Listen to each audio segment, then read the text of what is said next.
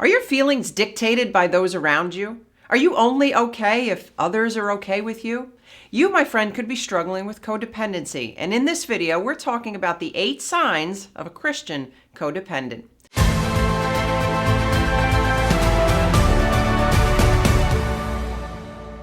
Well, welcome, my friend. If this is your first time here, my name is Kris Reece, and if you are looking for biblical solutions to life's tough challenges, go ahead and click that subscribe and notification button so you don't miss a thing. From the beginning, God said, "It is not good that man should be alone. I will make him a helper fit for him." Genesis 2:18. And he created us for relationship.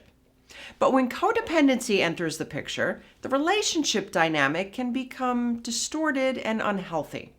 Codependency is defined as an excessive emotion or physical reliance on another person, usually those closest to us. Codependents need a lot of support and can put a lot of strain on a relationship. In a nutshell, codependency can be described by saying, if you're okay, I'm okay. If you're not okay, I'm not okay. Now, in Christianity, we can get this confused with bearing one another's burdens, a scripture that we find in Galatians 6:2, and laying our life down for someone, John 15:13. And we confuse this with a pattern of enabling even unhealthy and sinful behaviors. So how do you know if you're a caring problem solver or a codependent? Let's talk today about 8 signs of a Christian codependent. Number 1, difficulty saying no. Do you feel that if you say no, you may lose the relationship or what it's providing for you? Many who struggle with codependency struggle with setting healthy boundaries.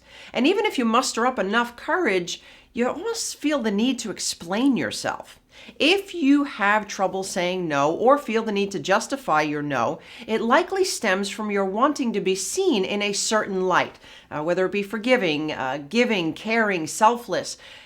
And you need the other person now to give you permission to feel good about your boundary. Number 2, overly concerned with the feelings and needs of others. God has given each of us unique preferences and desires, but if you're codependent, you're not okay if others aren't okay with you. Your feelings are dependent upon their feelings. Number 3, a fear of abandonment and being alone.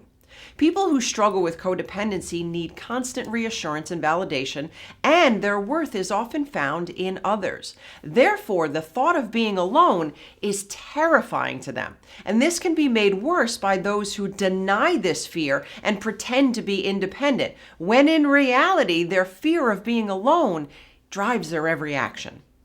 And number 4, struggle to identify your own needs and feelings. When asked, what would you prefer?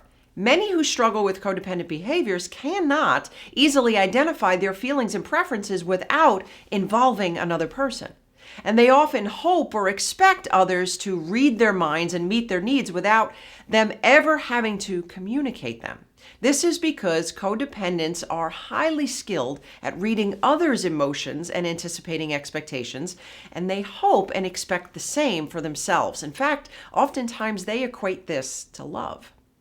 Number 5, a victim-like mentality. Those struggling with codependent traits try very hard to please people and then get resentful when others don't respond in the way that they want or expect. And if you are not sure if you have a victim mentality, I want you to watch for words like this. You made me. You make me feel. Well, I guess now I have to. And many of the behavioral traits that a codependent will exhibit could be defined as caring. But this is not the biblical definition of caring. The behavior is actually a form of manipulation, which, my friend, I hate to break this to you, is actually a form of witchcraft. Look, people who have a victim mentality don't always do it intentionally. However, they've learned that it gains them sympathy or it puts them into a favorable light with others, and now this seems to be their fallback and go-to. Number 6, they're insecure, fragile, and sensitive. Many who struggle with codependency have never developed a sense of self.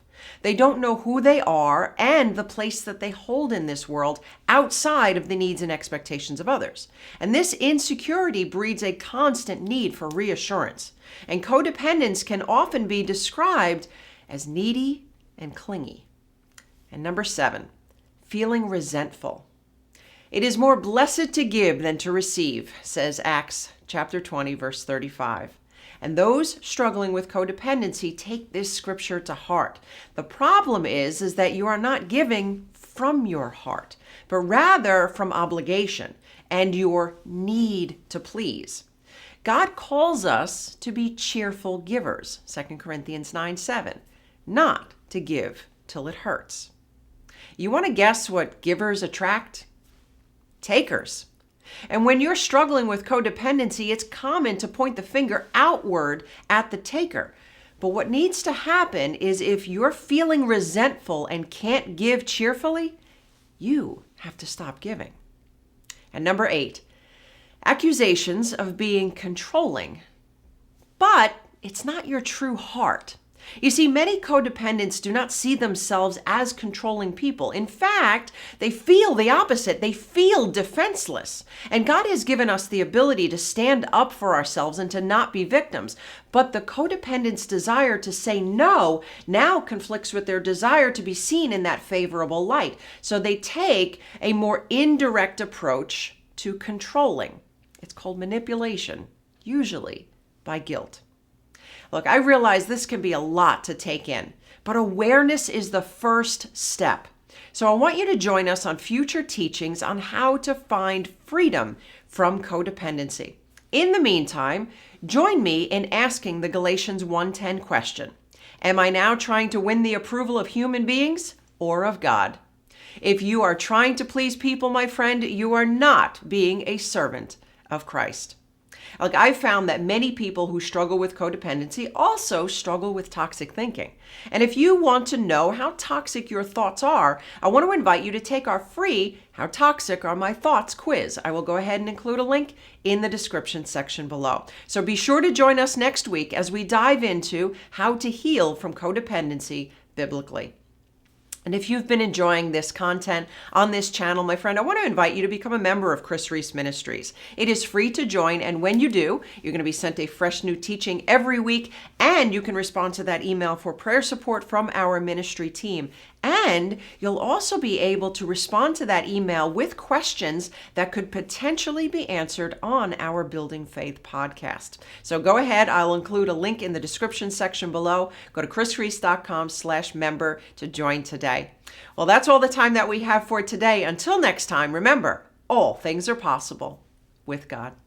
Thank you for watching Christian Life TV. Remember to subscribe and hit the notification bell. Also, help us to spread the gospel of Jesus Christ and build believers all around the world. Make a one-time donation or become a monthly partner with Kris Reece Ministries by clicking on the donate link now.